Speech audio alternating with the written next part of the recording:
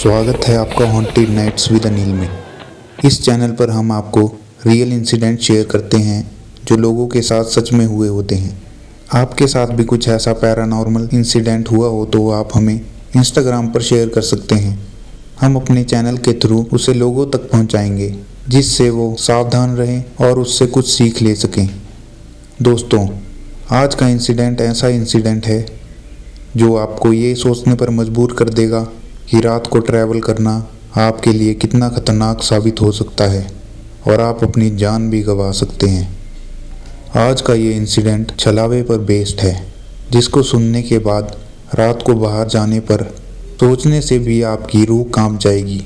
Video को last तक ज़रूर देखना, क्योंकि एंड में जो आप सुनोगे उसे सुनकर आप रात को हिमाचल में ट्रैवल करने से पहले 1000 बार तो ज़रूर सोचेंगे। छलावा, ये नाम आपने कहीं ना कहीं तो ज़रूर सुना होगा। छलावा एक ऐसी एंटिटी है जो किसी का भी रूप ले सकती है, आपका, आपके जानने वालों का या किसी का भी, चाहे वो कुत्ता हो, बिल्ली हो, बकरी हो, पक्षी हो, किसी का भी। एक छलावा जो शैडो के रूप में भी होता है, जिसका कोई आकार या शेप नहीं होती, वो सिर्फ शैडो होती है। छलावा सिर्फ आवाज़ भी हो सकती है। छलावा किसी भी रूप में हो सकता है। ये आपके दिमाग के साथ खेलता है। छलावा जो होता है वो एक तरह का इल्यूजन क्रिएट करता है, जो आपको पता तक नहीं चलेगा कि ये जो आप देख रहे हैं या जो आपके साथ ये हो रहा है वो सच है या नहीं। आपको वो हूबहू ऐसे भ्रम में डाल देता है, आपको लगता है जो है वो सच है। पहली बात तो आप पता ही नहीं लगा पाओगे कि आप छलावे में हैं। आपको इसके बारे में कोई आइडिया नहीं हो पाता। छलावा आपके ऊपर डायरेक्ट अटैक नहीं कर सकता, ये आपको छलता है और ये बहुत ज़्यादा खतरनाक होता है। खतरनाक क्यों होता है ये जानने के लिए ये इंसिडेंट लास्ट तक ज़रूर सुनना। आज का ये इंसिडेंट हिमाचल प्रदेश का है। ये इंसिडेंट मेरे कज़न ब्रदर के साथ 2022 में हुआ था। जब वो मुझे ये इंसिडेंट बता रहा था तो उस टाइम बताते बताते उसके रोंगटे खड़े हो गए थे। वो बताता है, भाई मैंने पहले कभी भी ऐसा कुछ नहीं देखा था, ना पहले कभी ऐसा कुछ मेरे साथ हुआ था। वो मुझे बताता है कि भाई एक दिन हमें मेरी बुआ के घर पर फंक्शन पर जाना था। हमें 40 से 45 किलोमीटर दूर जाना था। मैं, मेरे मम्मी, मेरे चाची दिन में 3 बजे घर से चलते हैं और 5 बजे तक बुआ के घर में पहुंच जाते हैं। फंक्शन शाम के टाइम का था। सब लोगों ने नाच गाना किया, फुल एंजॉय किया। 9 बजे हम खाना खाने के लिए चले गए और वहां से चलते चलते रिलेटिव्स से मिलते मिलते 10:30 बज गए थे। बुआ ने रोकने की बहुत कोशिश की कि रुक जाओ, रात बहुत हो गई है, कल सुबह जल्दी यहाँ से चले जाना। पर मुझे सुबह काम पर जाना था, इसलिए मैंने उनसे कहा कि मुझे सुबह काम पर जाना है, हम पहुँच जाएंगे 2 घंटे में, आपको पहुँचकर कॉल कर देंगे। काफ़ी बोलने के बाद बुआ कहती है, ठीक है जाओ, पर ध्यान से जाना, रात बहुत हो गई है। मैं, मेरे मम्मी, मेरे चाची, हम सब वहाँ से चलते हैं। गाड़ी सड़क पर थी और सड़क से बुआ का घर 5 मिनट की दूरी पर था। तो हम गाड़ी तक पहुंचते हैं। मम्मी और चाची पीछे वाली सीट पर बैठते हैं और मैंने गाड़ी स्टार्ट की और हम चल पड़े। दोस्तों, आपने हिमाचल के रोड तो देखे ही होंगे, पहाड़ों को काट के बनाए हुए होते हैं और जो गांव वाले एरियाज़ के रोड होते हैं वो बहुत छोटे रोड होते हैं। 2 कार्स भी बड़ी मुश्किल से वहां क्रॉस कर पाती है और नीचे खाई होती है, जगह जगह पर मोड़ होते हैं। तो मेरा भाई बताता है कि रोड पूरा खाली था, एक भी गाड़ी हमें रात को नहीं मिली। नहीं तो ऐसे थोड़ी बहुत गाड़ियाँ आती जाती रहती है। आगे जाकर गांव है, वहाँ के लोग इस टाइम घर को जाते हैं, पर उस दिन रोड एकदम सुनसान था, ना कोई घर, ना कोई लाइट, हर तरफ घना जंगल और सड़क पर हमारी कार अकेली चल रही थी। मैंने टाइम देखा तो 11:40 हुए थे। मैंने मिरर में पीछे देखा तो मेरे मम्मी और चाची दोनों सो गए थे। मुश्किल से हमने 11-12 किलोमीटर का ही सफ़र तय किया हुआ था। उसी टाइम थोड़ी ही आगे जाकर एक काली बिल्ली रोड के साइड में बैठी हुई थी और मेरी तरफ ही देख रही थी। गाड़ी की हेडलाइट्स में उसकी आंखें चमक रही थी और बहुत ही भयानक नजर आ रही थी। वो नॉर्मल बिल्लियों से काफ़ी बड़ी लग रही थी। पहले तो मैंने सोचा कहीं ये तेंदुए का बच्चा तो नहीं है। जैसे मैंने उसके नज़दीक से गाड़ी निकाली तो वो मुझे ही देख रही थी। वो बिल्ली ही थी।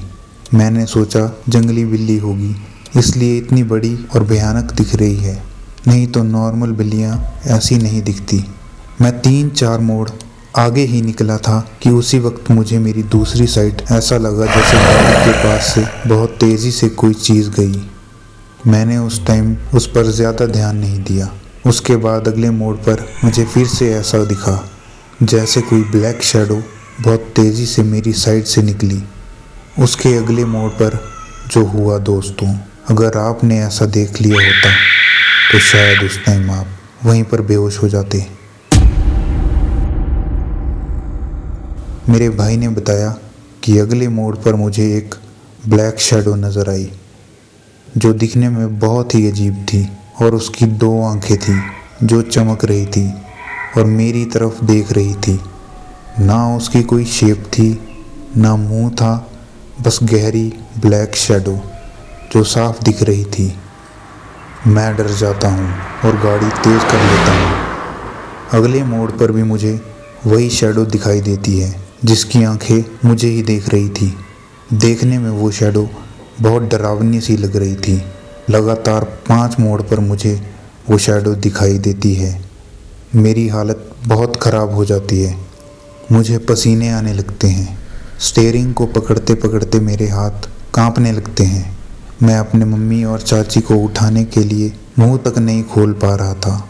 मैं बहुत डर गया था और गाड़ी तेज़ भगा रहा था।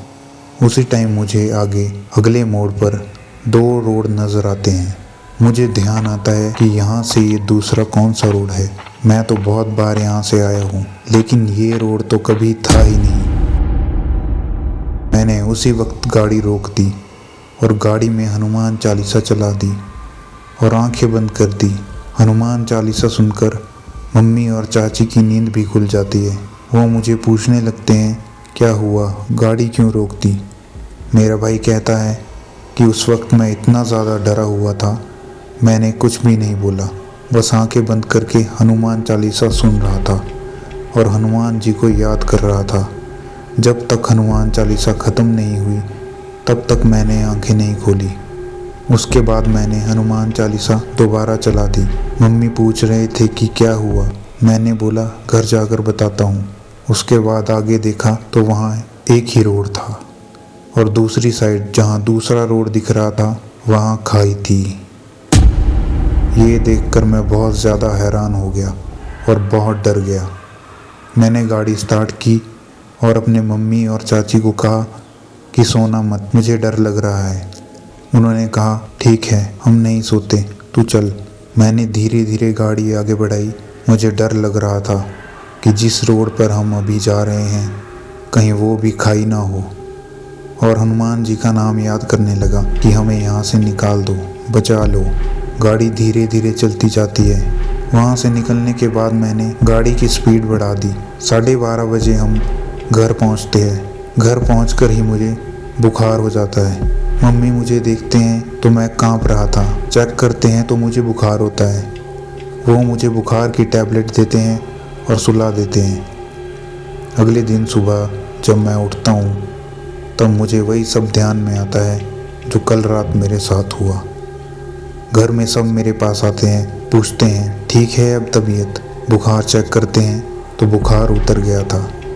उसके बाद पूछते हैं क्या हुआ था कल रात को। फिर मैंने वो सब बताया जो रात को हुआ था। ये सब सुनकर सभी हैरान हो जाते हैं। हमारे गांव में एक पंडित जी हैं। हम उनके पास जाते हैं, पंडित जी को सारी बात बताते हैं। पंडित जी कहते हैं कि ये तो भगवान का शुक्र मनाओ कि तुम बच गए। तुम्हें छलावे ने छल लिया था। जो तुम्हें पहले बिल्ली दिखी वो छलावा था जो बिल्ली का रूप लेकर आया था। पंडित जी ने कहा कि छलावा जिसे छल लेता है उसके छलावे से बचना बहुत मुश्किल हो जाता है।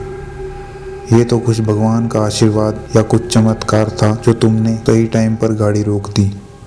मैंने पंडित जी से कहा, जब मुझे वो परछाई दिखी ही थी तो मैं बहुत डर गया था। वो मुझे ही देख रही थी। उसी टाइम मैंने मन में हनुमान जी का नाम लेना शुरू कर दिया। मुझे समझ नहीं आ रहा था कि ये सब क्या हो रहा है। मेरी आवाज़ तक नहीं निकल पा रही थी। मैं बहुत डर गया था। पंडित जी कहते हैं कि ऐसा कई लोगों के साथ पहले भी हुआ है, जिन्हें छलावा छल लेता है। वो उन्हें अलग अलग तरह से छलता है। जो पहाड़ों से रात को गाड़ियाँ खाई में गिरती है, उनमें से ज़्यादातर लोगों को छलावा ही छलता है। कई लोग परछाई देखकर डर जाते हैं और डर की वजह से गाड़ी भगाने लगते हैं। उनका वो ध्यान भटकाता है और एक्सीडेंट हो जाता है। कई लोगों को इसी तरह दो रोड नज़र आते हैं। वो रोड दिखता तो ज़रूर है, पर होती खाई है, और जैसे ही उस रोड पर जाने लगते हैं, गाड़ी खाई में गिर जाती है और खाई से गिरकर बचना नामुमकिन है। ये छलावा ऐसे ही चलता है, इसलिए रात को ऐसे कहीं नहीं जाना चाहिए। कोई इमरजेंसी हो तो भगवान के भजन या हनुमान चालीसा लगा कर जाना चाहिए। ये जो छलावा होता है, ये किसी अकेले इंसान पर ज़्यादा हावी होता है। जैसे रात को तुम्हारे मम्मी और चाची सोए हुए थे, सिर्फ तुम जाग रहे थे, तो तुम वहाँ अकेले ही थे। छलावे ने बिल्ली का रूप ले लिया और उसने तुझे देख लिया और तुझे अपने जाल में फंसा ही लिया था।